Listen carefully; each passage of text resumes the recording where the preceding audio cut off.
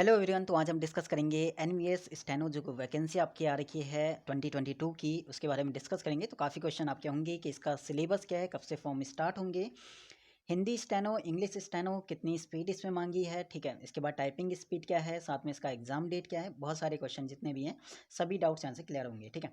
तो स्टार्ट करते हैं। आपका जो वैकेंसी है ये एनवीएस मतलब नवोदय विद्यालय समिति, जो कि आपका एजुकेशन मिनिस्ट्री के अंडर में आता है। तो कहीं ना कहीं गवर्नमेंट है, ये चीज़ तो आपको अब पता चल जाएगी, है ना।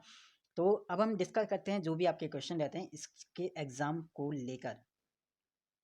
तो अब हम डिस्कस करते हैं जो भी आपके क्वेश्चन है। सबसे पहले तो ये आपका कौन सा फॉर्म है, नवोदय विद्यालय, जैसे मैंने यहाँ पे बता दिया है ना।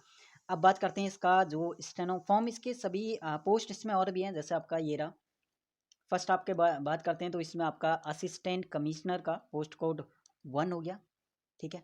असिस्टेंट कमिश्नर पोस्ट कोड 1 ये आपका आ रखा है। दूसरा असिस्टेंट कमिश्नर, ठीक है, एडमिन। इसके बाद थर्ड है आपका फीमेल स्टाफ नर्स का। फोर्थ ऑप्शन आपका है assistant sectional officer group C post. और इसके बाद आपका audit assistant group C post. अब हम बात करते हैं स्टेनो की डायरेक्ट, ठीक है। स्टेनो का जो पोस्ट कोड है ये मैं पीडीएफ दे दूंगा वहाँ पे टेलीग्राम पे, तो वहाँ पे आप देख लेना कि क्या इसका प्रोसेस है, कैसा है, सब कुछ यहाँ पे दे रखा है। सिलेबस, एग्जाम डेट, और कब से फॉर्म स्टार्ट होगा, कब एग्जाम डेट होगा, क्या। तो पोस्ट कोड है आपका 8 वाला जो आपको दिखेगा, स्टेनोग्राफर। और सबसे अच्छी बात है स्टेनोग्राफर की कौन सी पोस्ट है, ग्रुप सी पोस्ट, ठीक है। जो ड्रीम पोस्ट होती है स्टेनो में, ग्रुप सी वाली है।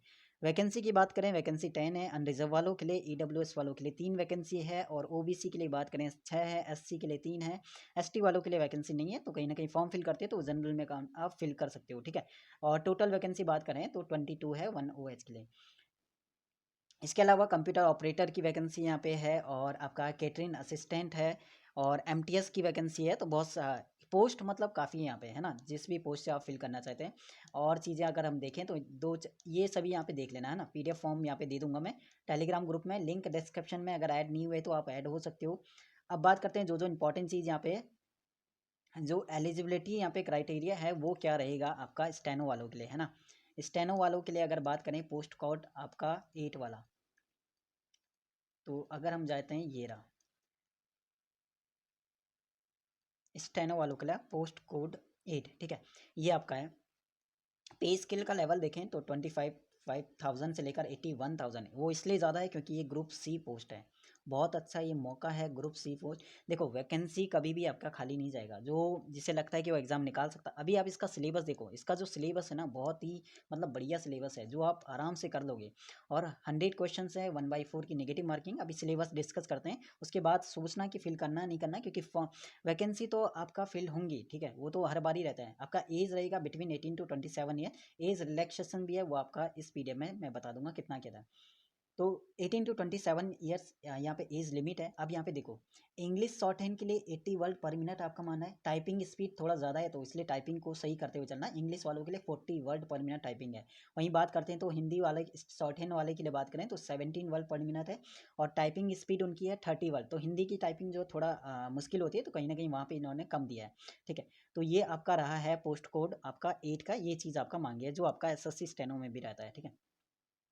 अब बात करते हैं यहाँ पे इसके, अगर आगे बात करते हैं तो इसका बाकी ये चीज़ हो गया। अब बात करते हैं फॉर्म कब से स्टार्ट होगा और क्या क्या चीज़। देखो एज रिलैक्सेशन यहाँ पे बता रखा है इन्होंने।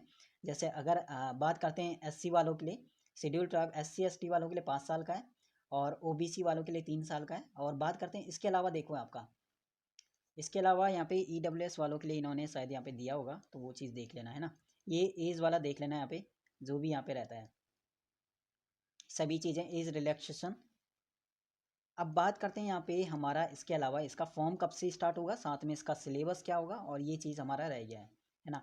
तो ये पूरा पीडीएफ यहाँ पे दे रखा है, तो ये एक बार देख लेना। थोड़ा सा मैं कर लेता हूँ इसका जल्दी जल्दी, क्या क्या चीज़ें इसमें दी हुई है ना। इंपॉर्टेंट चीज़ें हैं वो हम डिस्कस करेंगे, बाकी चीज़ें अब इसका सिलेबस देख लेते हैं, है ना। पोस्ट कोड हमारा है 8, स्टेनो का सिलेबस हमें देखना, बाकी सिलेबस आप देख लेना यहाँ पे। तो ये रहा आपका स्टेनो वालों का सिलेबस। स्टेनो वालों का सिलेबस देखो क्या, सिलेबस देखो बहुत ही यहाँ पे क्लियर है। लैंग्वेज टेस्ट यानी आपका जनरल इंग्लिश होगा, जनरल इंग्लिश भी होगा और जनरल हिंदी भी होगा। देखो जो DSSB के लिए प्रिपरेशन कर रहे हैं ना, और जिन्होंने ये वाला बैच 149 वाला बैच ज्वाइन किया है, तो कहीं ना कहीं बहुत अच्छा है कि हिंदी तो उनकी यहीं से आपका कंप्लीट हो जाएगा, इंग्लिश भी आपका प्रैक्टिस चल रहा है तो यहाँ से कंप्लीट हो जाएगा, तो कहीं ना कहीं हर एक चीज़ के लिए इंपॉर्टेंट रहेगा वो। तो बाकी यहाँ पे मैं उस चीज़ के बारे में डिस्कस नहीं करूँगा, वो चीज़ मैंने काफ़ी बता रखा है। अब बात करते हैं, देखो इंग्लिश के यहाँ पे हैं आपके 20 क्वेश्चन इंग्लिश के होंगे और 20 क्वेश्चन आपके हिंदी के होंगे, ठीक है। 20 क्वेश्चन इंग्लिश के, 20 क्वेश्चन हिंदी, टोटल आपके 40 क्वेश्चन होंगे, 40 मार्क्स है। इसके अलावा जीके आपका रहेगा, जनरल अवेयरनेस और करंट अफेयर्स। देखो जो आपका ESIC का फॉर्म फिल करोगे तो करंट अफेयर्स करना पड़ेगा, DSSB के लिए करंट अफेयर, मतलब सिलेबस पूरा वही है, 30 क्वेश्चन करंट अफेयर्स और प्लस आपका जीके मिला के। उसके बाद देखो कंप्यूटर की नॉलेज, यानी कंप्यूटर जिसने भी किया, FSI वाला जो भी जिसका भी एग्जाम था, तो हर एक एग्जाम का सिलेबस कहीं ना कहीं से आपका कनेक्ट हो रहा है, तो 30 क्वेश्चन कंप्यूटर के आएंगे। तो टोटल आपके 100 क्वेश्चन है, 100 मार्क्स का है, 1/4 का नेगेटिव मार्किंग है। और टाइमिंग देखो 2 घंटा, 2 घंटा टाइमिंग तो बहुत ज़्यादा है, टाइमिंग बहुत ज़्यादा यहाँ पे दिया हुआ है, ठीक है। अब ये मान लो कि 1 आवर में ही आपका पूरा, 1 आवर से अंदर पहले ही आपका पूरा जो एग्ज़ाम पेपर है वो पूरा हो जाएगा, बाकी आपके पास 1 घंटा ऐसा एक्स्ट्रा है, तो कहीं ना कहीं आराम से बहुत अच्छा मौका है। और बाकी ये चीज़ मैंने बता दिया, शॉर्ट एंड स्पीड इंग्लिश वालों के लिए, हिंदी वालों के लिए, और टाइपिंग स्पीड क्या क्या चीज़ें यहाँ पे है। अब बात करते हैं इसकी फ़ी की, और फॉर्म कब से स्टार्ट होगा वो चीज़ भी हम डिस्कस कर लेते हैं ना।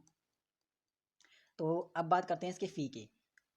फ़ी की बात करें तो यहाँ पे जो फीस आपको दिया है, हम बात करते हैं स्टेनो वालों के लिए, ये थर्ड वाला कॉलम देखो, स्टेनो वालों के लिए इन सभी के लिए जो पोस्ट है 1000 रुपीज़ है, यहाँ पे है फ़ी, ठीक है। 1000 के बाद खाली ये आपका जो लाइब्रेरी अटेंडेंट हो गया या फिर मल्टीटास्किंग या हेल्पर जो में आएगा उसका 750 है, बाकी आपका 1000 है स्टेनो वाला, अगर फॉर्म आप फिल करोगे। और फॉर्म फिल कर लेना, क्योंकि अभी आप इसका एग्ज़ाम डेट देखो बहुत ही जल्दी है, एग्ज़ाम डेट का मार्च में आपका एग्ज़ाम डेट है, 12 जनवरी से फॉर्म स्टार्ट हो गया, ठीक है।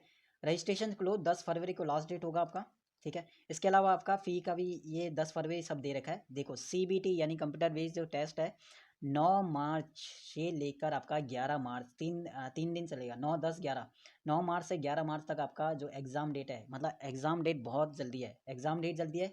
प्रोसेस जो इसका सिलेक्शन जिससे जल्दी है ना जॉब लेना, जो चाहता है कि 2022 में जॉब ले, तो फॉर्म फिल कर लेना, क्योंकि रिस्क लेना पड़ेगा। अगर चाहते हो कि यहाँ पे जॉब जल्दी चाहिए तो इसका सिलेक्शन प्रोसेस देखो कितना जल्दी है। CBT इसका मार्च में ही है, यानी 2 महीने बाद आपका CBT है, मार्च 2 महीने भी कहाँ आपका, फरवरी, ठीक है, 1.5 महीने के बाद आपका CBT हो जाएगा। उसके बाद आपका कहीं ना कहीं अगर स्किल ठीक है, शॉर्ट एंड ठीक है, तो फिल कर लेना आराम से, है ना। हिंदी वालों के लिए शायद 60 वर्ड पर मिनट है, एक बार मैं और देख लूँगा, 60 की शॉर्ट एंड मानिए और 30 का यहाँ पे टाइपिंग है। इंग्लिश वालों के 80 शायद शॉर्ट एंड है और आपका 40 का टाइपिंग है, तो इंग्लिश और हिंदी दोनों स्टेनो वालों के लिए है। तो ये चीज़ें यहाँ पे थी इंपॉर्टेंट। अब कोई क्वेश्चन होता है ANVS को लेकर, नवोदय विद्यालय समिति को लेकर, तो बिल्कुल आप पूछ सकते हो, कहाँ पे, कमेंट सेक्शन पे, नहीं तो आप टेलीग्राम पे भी पूछ लेना। टेलीग्राम ग्रुप का लिंक है डिस्क्रिप्शन में, वहाँ से आप ऐड हो सकते हो। बाकी इसके अलावा 149 बहुत ही कम फी में यहाँ पे बैच स्टार्ट हो रहा है, जहाँ पे आपको इंग्लिश कराया जा रहा है प्रैक्टिस, ठीक है, इंग्लिश प्रैक्टिस कराया जा रहा है। इसके अलावा आपका रीजनिंग, ठीक है, इंग्लिश हो गया, और रीजनिंग की प्रैक्टिस हो रही है वहाँ पे, ठीक है, रीजनिंग की प्रैक्टिस हो रही है। इसके अलावा जीके का टारगेट दिया जा रहा है, ठीक है। तो बहुत सारी चीज़ें हैं जो इंपॉर्टेंट है, ठीक है। बाकी कोई क्वेश्चन होता है बिल्कुल आप कमेंट सेक्शन में पूछिएगा। बाकी शुक्रिया, take care, all the best, bye bye.